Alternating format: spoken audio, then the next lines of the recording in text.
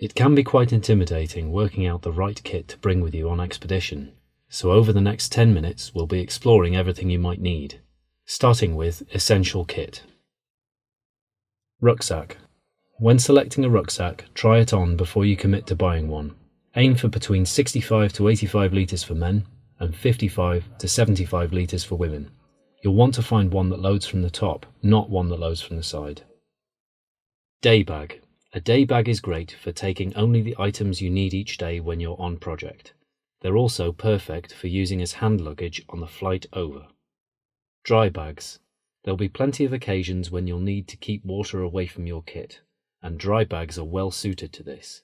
Bring a variety of sizes so you're prepared for any situation. Walking boots. Sufficient ankle support is incredibly important when choosing the right walking boots to bring. The ideal pair should dry quickly when wet and be comfortable to wear. You'll be living in them almost constantly while you're out here, so it's worth breaking them in ahead of time. Sleeping bag. For the projects we run, a 2 or 3 season sleeping bag will be ideal.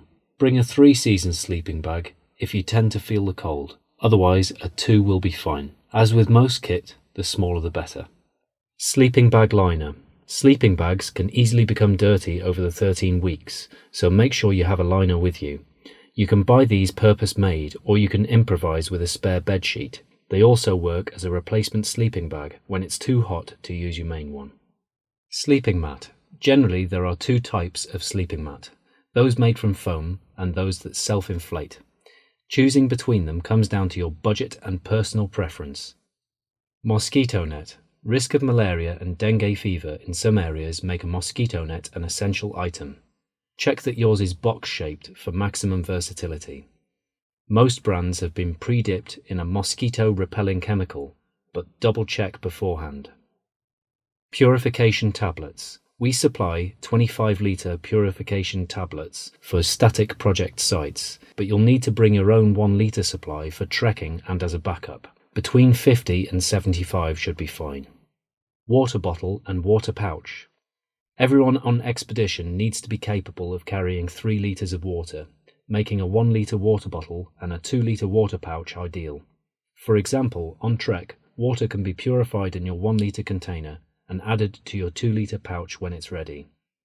Head torch. Electricity on project sites can be hard to come by, so you'll get good mileage from a head torch. Those equipped with a red light are great for keeping attention from insects to a minimum. You can bring spare batteries for these or purchase more while you're here. Mess tin. You'll be eating from a mess tin for the entire expedition, although it doesn't necessarily have to be a metal one, as cooking is done in separate containers. It's a good idea to mark your tin with your name so you can tell it apart from the others. Mug and cutlery. Mugs made from plastic, enamel or metal are fine. If you don't want to carry a full cutlery set, a spoon is the most essential item. Sporks on their own are even better. Sunglasses. Check that your sunglasses provide adequate protection from UV radiation. It's also a good idea to store them in a case. It's quite easy for them to break when packed together with other kit. Watch. A basic watch will be fine, although those with water resistance and an alarm are even more useful. Avoid expensive watches, especially if they look it. First aid kit. Raleigh-specific first aid kits can be bought in the UK from several different companies. The names of these, along with a full list of required items for those putting together their own kit, are available in your kit list document. Wash kit. It's a good idea to put together a wash kit to keep all of your toiletries in one place. Don't forget the basics like deodorant, toothpaste and shampoo. Bring as many biodegradable products as possible. This includes soap for washing your clothes. Towel or sarong. Any towel will do, although quick-drying travel towels have their advantages over regular ones. For a lighter weight option, you can bring a sarong instead. Copies of documents. In case of loss or theft, it's important that we have a photocopy of your passport, along with copies of any vaccinations you've had, personal travel insurance policies, and an emergency contact telephone number. Next up, recommended kit. Camera. Personal cameras can be charged at field base every 19 days, but access to electricity while on project isn't guaranteed, so you might want to bring spare batteries. If you're concerned about loss, it's a good idea to take out an insurance policy separate to rallies. String or cord. Any type is extremely versatile and can be used for, among other things, hanging mosquito nets, as a washing line, and for securing items to the outside of your backpack. Gaffer tape. This is similarly useful, especially when setting up mosquito nets or making basic repairs. Hardware stores will sell rolls cheaper than the outdoor stores, and a small amount can be wrapped around your water bottle as an alternative to bringing a whole roll. Sewing kit. A basic sewing kit will come in useful if part of your kit has broken and gaffer tape isn't quite up to the job. For more major damage, new clothes can always be bought while you're here. Padlock. If you want to make sure your items are extra secure while in storage, bring a padlock. Note that if you'll be travelling through the USA, only TSA approved locks will be left intact by baggage inspection staff. Penknife or multi-tool. Penknives are invaluable for their tin opener, scissor and blade attachments, although any other functions will also be useful. Bungee cord. Bungee cords are primarily for attaching extra kit to the outside of your backpack, especially when trekking. You'll likely find some other uses for them along the way. Finally, some optional kit. Trekking poles. These are a matter of personal preference. Bring them along if you find they help, but remember that they're one extra item to carry. Journal and sketchpad will give you a structured journal to help you reflect on your experience while you're here, but many people like to put together their own personal memories in a journal or sketchpad. Playing cards. For those occasional moments of downtime, a pack of cards never goes amiss. They're also a great tool for bonding with a new community. Books or an e-reader. A couple of books or an e-reader are great for the flight over, and opportunities to read will always arise while you're here. Phrasebook. If you bring a phrasebook, try and find one that reflects Latin American Spanish. You'll find that there are subtle differences to European Spanish. Photos of home.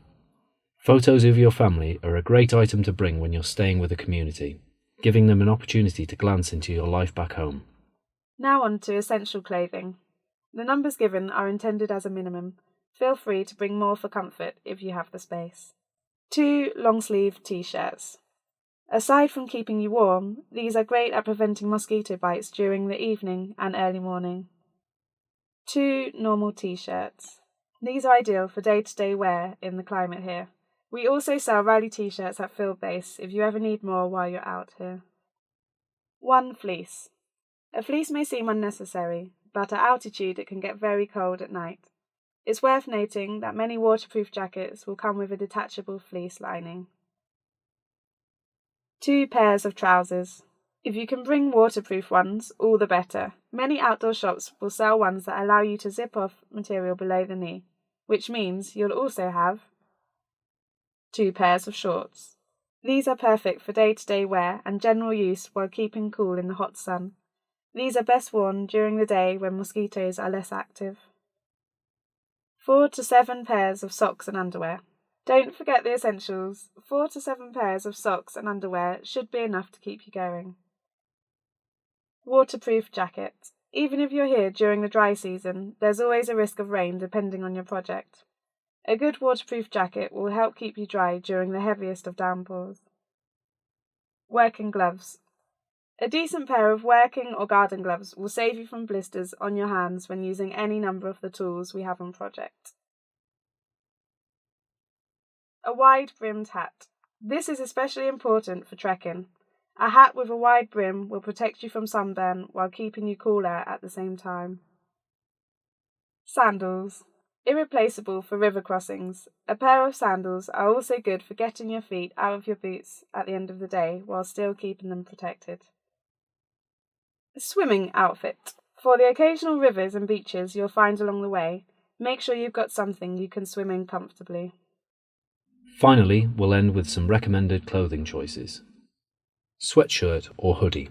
On cooler evenings, a sweatshirt or a hoodie can be a welcome extra layer that takes up less space than a fleece in your bag. Trainers and flip-flops. A pair of trainers and a pair of flip-flops both have their uses, especially if you'll be working as a volunteer manager rather than a project manager. Some people like to run in their spare time, and flip-flops are great around the office in warmer weather. Bandana. A bandana will keep hair and sweat out of your eyes at times you want it there the least. Nice or casual clothes for field base and travelling. Finally, you might want some nicer clothes for days between projects or while you're travelling.